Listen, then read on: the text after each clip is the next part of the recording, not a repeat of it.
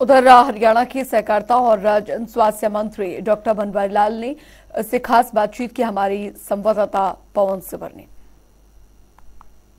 जन स्वास्थ्य मंत्री डॉक्टर बनवारीलाल इस वक्त मेरे साथ है। तमाम मुद्दों पर बातचीत करेंगे, खासतौर पर इन दिनों सर जो बारिश हुई है, बाढ़ के चलते कई जिलों में जो पेयजल की सप्लाई है वो बाधित हुई है, सीवरेज जो है वो ठप हो गए हैं। तो इसको लेकर आपने विभाग के अधिकारियों के साथ एक बैठक भी की है, क्या तय किया गया है सर? देखो, जिस तरह से भारी बारिश की वजह से खासकर हमारे अम्बाला, यमुनानगर, कैथल, कुरुक्षेत्र का जो एरिया है, इसमें ज़्यादातर पानी का जल भराव हुआ है और उसकी वजह से जैसे हर विभाग में डैमेज भी हुआ है, तो हमारा पब्लिक हेल्थ में भी कई जगह ट्यूबवेल्स वगैरह जैसे धस गए या हमारे एसटीपी धस गए या जो वाटर सप्लाई की जो भी हमारे थे बिजली उससे नुकसान हुआ है। तो वो सारी हमने कल ईआईसी के साथ और चीफ इंजीनियर्स के साथ मीटिंग की थी और उसको रिव्यू किया और उसमें लगभग 20 करोड़ रुपए की डैमेज हमारे विभाग को भी हुआ है। और विभाग के अधिकारियों को हमने दिशा निर्देश दिए हैं कि जो भी हमारा विभाग का वाटर सप्लाई डिस्टर्ब हुआ है उसको रिस्टोर करें जल्दी जल्दी, और कहीं भी दिक्कत है तो टैंकरों से लोगों को पानी की सप्लाई करें। दूसरा, हमारा जो जल भराव की स्थिति जहाँ जहाँ है, खासकर इन क्षेत्रों में और दादरी और भिवानी में भी ये समस्या है जल भराव की, और उन क्षेत्रों के अंदर भी हमने हमारा जो चीफ इंजीनियर है उस एरिया का, उसको वहाँ बिठा रखा है और जो भी सिचुएशन वहाँ है उसको जल्दी से जल्दी उसमें सुधार करें, इस तरह की डायरेक्शन हमने दी हुई है। और विभाग लगा हुआ है क्योंकि एक ये नेचुरल कैलेमिटी है, इसमें कोई कुछ कर नहीं सकता, लेकिन विभाग पूरी तरह से लगा हुआ है कि लोगों को किसी तरह की असुविधा ना हो। जी डॉक्टर साहब, ये जो कुरुक्षेत्र है, अम्बाला है, कैथल है, चरखी दादरी है, इन जिलों में जहाँ पर ज़्यादा प्रभावित हुई थी व्यवस्था, वो क्या शुरू कर दी गई सुचारू रूप से? अब जो पानी है पीने का वो लोगों को मुहैया होने शुरू हो गया है? हाँ, पीने के पानी की किसी को कोई समस्या नहीं है, वो पूरी तरह से रिस्टोर हो चुका है। लेकिन जो जल भराव उसमें अभी थोड़ी सी दिक्कत है क्योंकि सारे झोड़ वगैरह सब भर गए हैं, तो पानी का निकासी के लिए थोड़ी सी समस्या आ रही है, वो समय लगेगा। बाकी पीने के पानी की कोई किसी को समस्या नहीं है। सर, इसके अलावा एक और बड़ी उपलब्धि जो है वो हरियाणा की है। जो देश में एक मुहिम शुरू हुई थी हर घर नल से जल, उसमें हरियाणा जो है वो पहला राज्य बना है जिसने अपना लक्ष्य जो है वो हासिल कर लिया है। इस मामले में मुख्यमंत्री शनिवार को अपने विशेष कार्यक्रम के तहत संवाद भी लोगों से करने वाले हैं।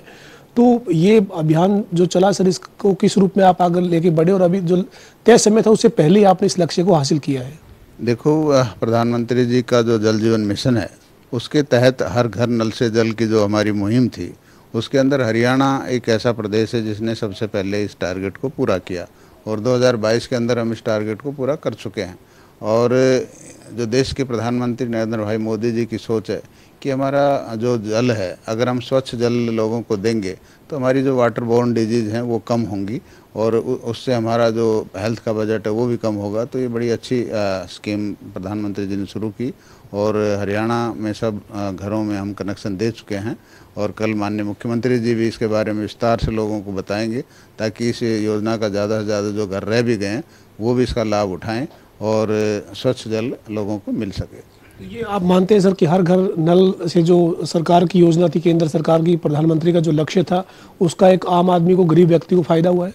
देखो, बिल्कुल, मैंने अभी कहा ना कि इसके दूरगामी प्रभाव हैं। अगर हम अच्छा पानी पिलाते हैं, अगर मान लो दूषित पानी से जो बीमारियां पैदा होती है, जो वाटर बोर्न डिजीज हैं, चाहे जैसे जॉन्डिस हो गया, टाइफाइड हो गया, ये सारी चीज़ें दूषित पानी की वजह से होती हैं, तो ये बीमारियां बचेंगी। और लोगों को जैसे कहीं फ्लोराइड ज़्यादा है तो कैरीज वगैरह की दिक्कत है, फ्लोरोसिस वगैरह हो जाता है जिससे शरीर के अंदर दर्द वगैरह, जोड़ों में दर्द ज़्यादातर रहता है, तो इन समस्याओं से भी उन लोगों को छुटकारा मिलेगा।